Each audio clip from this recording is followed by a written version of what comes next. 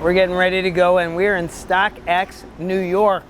Let's go check out what they're doing. I've never been here, but I mean, since StockX is now a unicorn, I think they deserve a visit. So let's go meet the people. This is our StockX New York store. Can I work back here with you guys for a minute? Yeah, if you want. Yeah, let's look at this.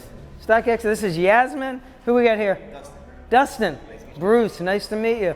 If you're into StockX and you're in New York, there is no better place to go. If you're into culture and streetwear and shoes, this is the spot to be.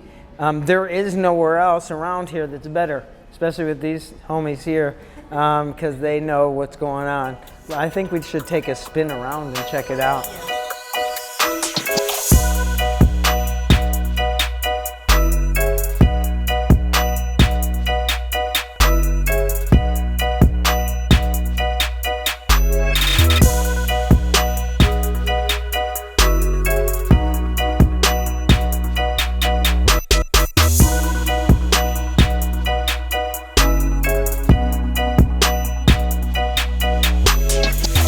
So what happens here exactly?